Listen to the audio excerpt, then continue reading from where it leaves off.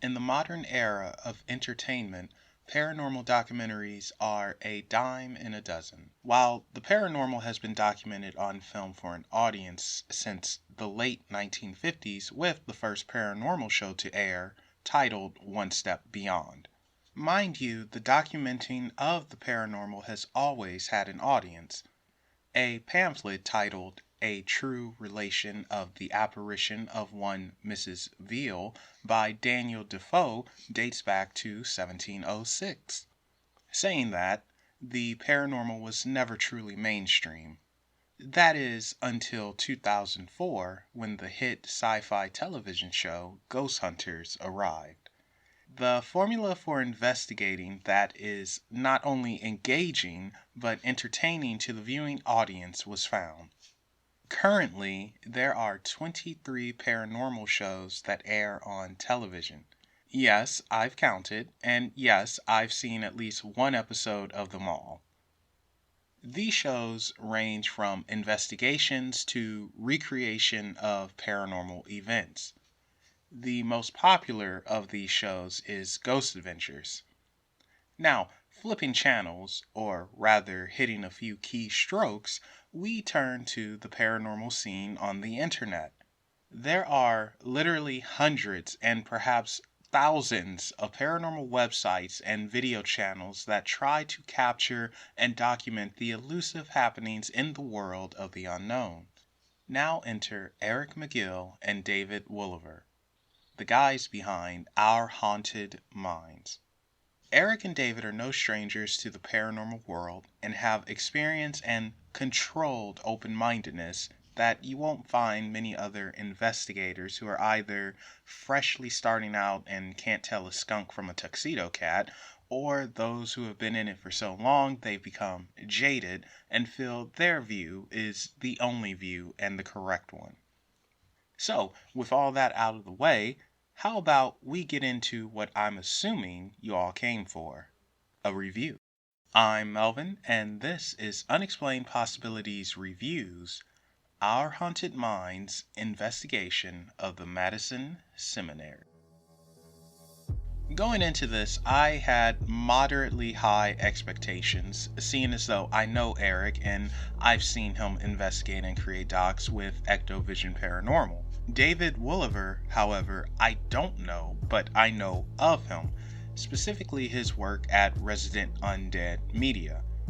Now, the journey starts off with Eric and David driving to the location, which is Madison Seminary, a place they're both familiar with, and possibly one of the most haunted places in the country.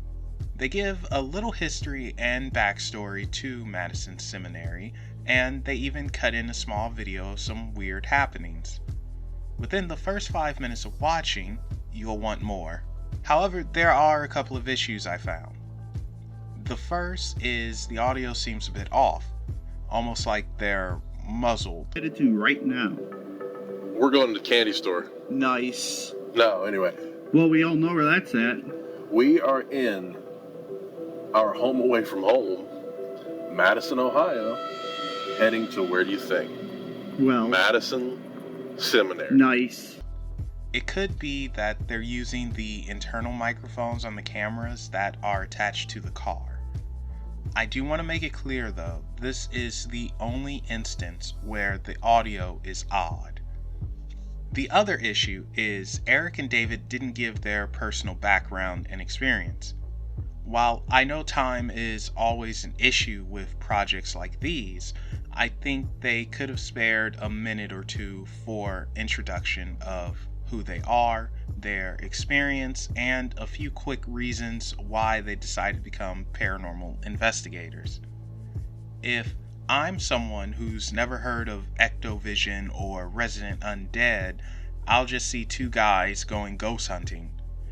I don't know if this is their first hunt, even though it's obvious their experience, but I, as a new viewer who's never heard of them, wouldn't exactly know that right away.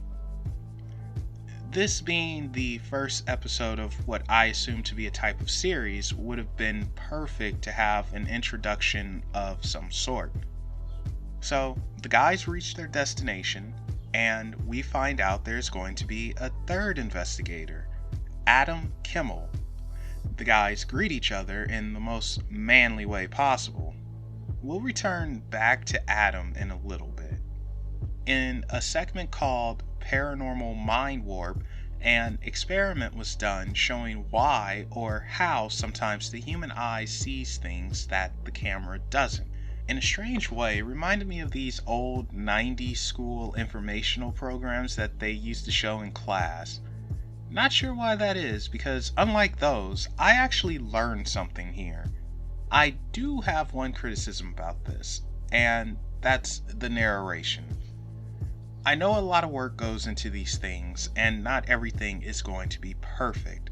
For me, this is one of those not so perfect times. The narration done by Denise, while informative, came off a bit unnatural, almost like an infomercial, and a little cheesy. Okay, so back to Adam. Who the heck is he? That's what I would be asking if I didn't know who he was. There's no introduction for him or his background. It's almost like an assumption was made that people who are familiar with the RU Media family would be the only ones to check out this investigation.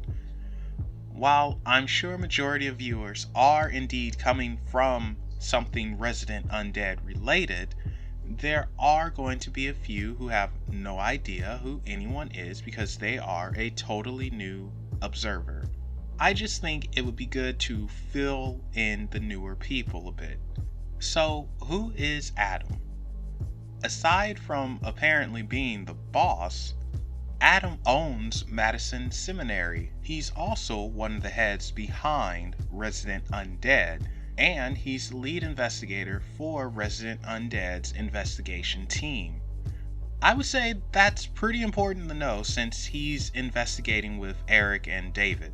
And sticking to not exactly getting background information on people, later on in the investigation, Eric briefly mentions a woman named Rebecca. Now, if I were once again someone who didn't know of these people or seen Resident Undead, I'd ask, who the heck is Rebecca and why is she important? Rebecca is basically someone who has an awakened extrasensory perception, or ESP for short. She's versed in various forms of rituals and magic, can see and possibly feel energy, and most likely a few other things that I don't recall off the top of my head. She's also a paranormal investigator who works with Resident Undead. Again though, if I'm new to this, how am I supposed to know that?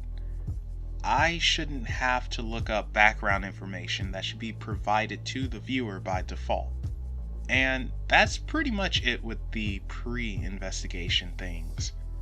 It was about 10 minutes and then straight to business.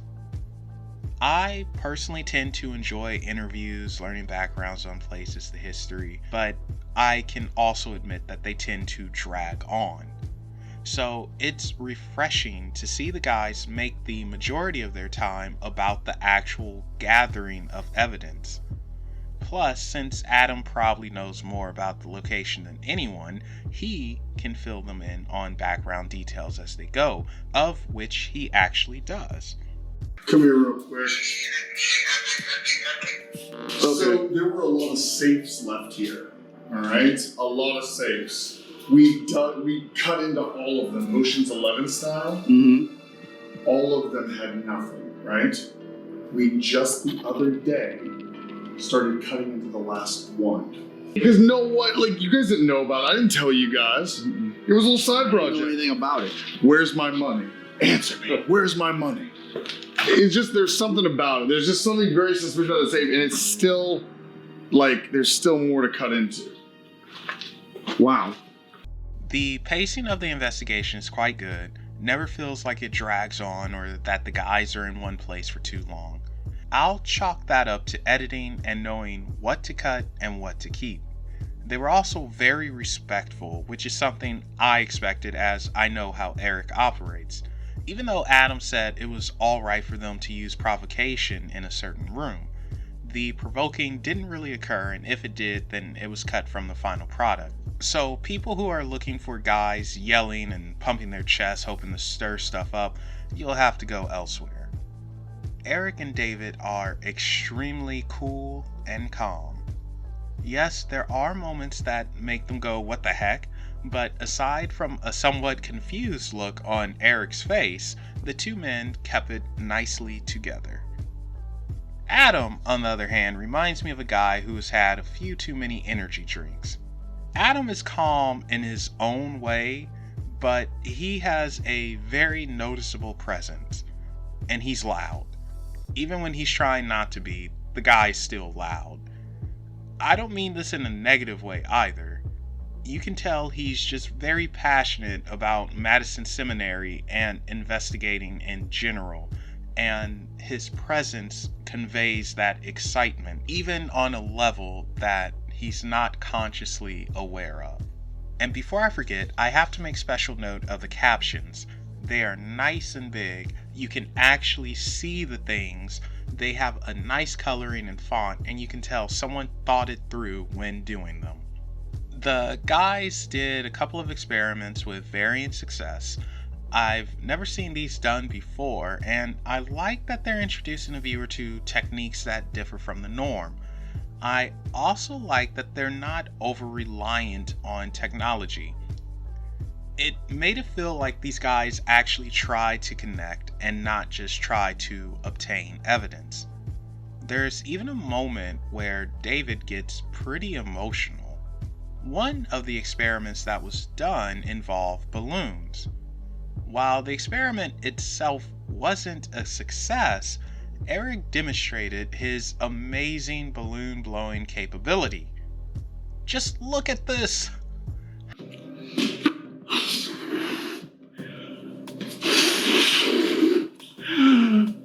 Blow it, buddy. That's right. He passes out. How did we do? How he didn't pass out is beyond me.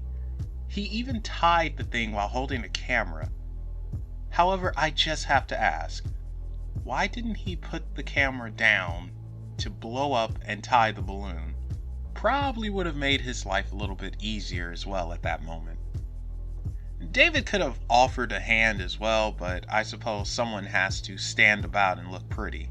The investigation went through several areas of the Madison Seminary, and one area in particular, Adam was hesitant about going in. I'm not going to spoil the reasons as to why, but this was the first time that I saw Adam and his excitement vanish. And it didn't seem like David and Eric quite understood why Adam was a bit hesitant. But they went in there nonetheless, and they did capture some interesting evidence. The investigation ends with the guys reflecting and discussing about how the best evidence wasn't captured and how they had equipment malfunctions, which is perplexing. They reflect a bit more and then call it a night. So I came into this with my expectations already set, and for the most part, they were easily met. There are a few issues. By far, my biggest gripe is not having background information for Eric, David, and Adam, and because she was brought up, but without proper context as to why, Rebecca. This is something that is easily fixable, and I'm sure it will be fixed by the time the next investigation comes out, whether it be by a companion video introducing everyone, talking about their experience, or them talking about it during the investigation itself. The narrating by Denise, while minor, again, it felt forced and unnatural, but very fixable. The muffled audio in the car ride is another minor criticism, and this could just be me being nitpicky, as it's only muffled for less than 5 minutes. The overall production quality is really good, and you can tell great care was given to this project. This wasn't something thrown together in a basement. Effort and hard work was put into this, and it shows well. While I praise Eric and David for being so cool and calm, it's hard to relate to them. We didn't have the journey with them as they matured as investigators, so we didn't grow with them. We didn't experience or see the mistakes that were made, and we didn't learn from those mistakes with them. I think they need a third investigator. Adding someone who is maybe even slightly skeptical will allow the viewer to relate more and go on that journey of maturing in the field. The viewer will see themselves in a person who is a little skeptical and new and eager and jumping all over the place. Basically, a less experienced Adam. Overall, I enjoyed, and like I said, my expectations were easily met. There are minor issues, but none of those take anything away. They just leave you wanting to know more about the people who are taking you on this investigative journey. I say give Our Haunted Minds a watch. It's not trying to be like Ghost Adventures, Paranormal State, or heck, even Resident Undead. It has its own identity, and while there's still room to grow, for it still being a little squirt, it was a pretty enjoyable watch. And that concludes Unexplained Possibilities review of Our Haunted Minds Paranormal Investigation of the Madison Seminary. Thank you all for watching, and if you enjoyed or found this video useful, please let us know in the comment section down below, and subscribe to Unexplained Possibilities if you want more content like this from us. Also, be sure to follow Unexplained Possibilities on Facebook, Twitter, Reddit, and Instagram. Those links can be found in the description below. Thank you all again for watching, and we'll be seeing you next time.